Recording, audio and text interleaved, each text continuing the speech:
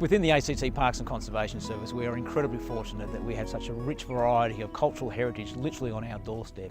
Everything from shearers' cottages, through to homesteads, through to huts in the back of beyond, if you like. And where we are today is at the Gudgenby Cottage here within Gudgenby Valley, within Namadgi National Park. And without doubt, to my mind, it is the jewel of the crown of cultural heritage assets that we have. It really is.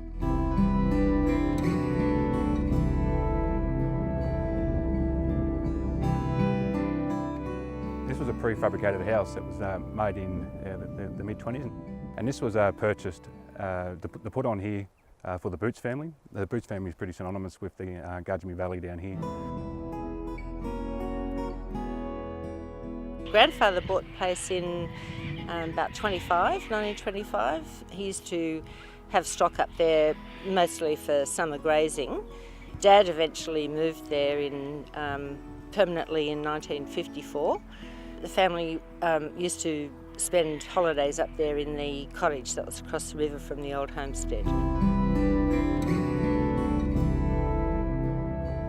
When we were children, we'd sort of pack a sandwich and hop on the ponies in the morning and come back before it got dark. So we'd be out there exploring the property all day on the ponies, or checking on the cattle, or making sure there weren't any fishermen illegally stealing Dad's fish. He was very protective of his trout. Just having a wonderful time.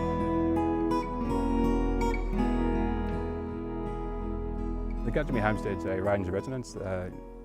Typically the ranger that looks after the southern end of the park lives there, and that happens to be me. This is an amazing area to live in.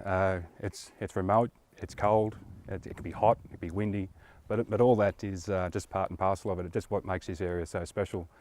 From time to time you have a little thing that I like to call the Gudgenby Symphony, with the wild dogs that'll howl in the middle of the night. They keep you company or scare the living daylights out of you. But it's an amazing bit of valley. It's just incredible. Words can't describe what it is down here. It's just beautiful. Back in the mid-1990s, it was almost to the point where the bulldozer option was really viable, and that there was a plethora of issues that we had with the old cottage.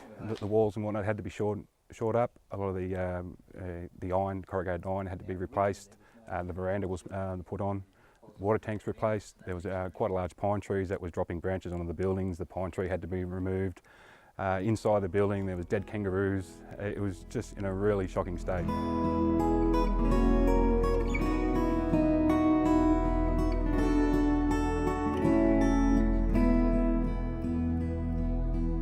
It could have been very easy for us just to lock the hut up after we've done all this restoration and say the work's been done. But we took the view that really the community needs to be involved with the hut. It may be a writer who actually finds inspiration in terms of poetry. It may be a craft practitioner in terms of an artist in residency program, or it may simply be a community group who wants to give something back, perhaps doing some restoration work within the park, and use this as an asset, as a base for them.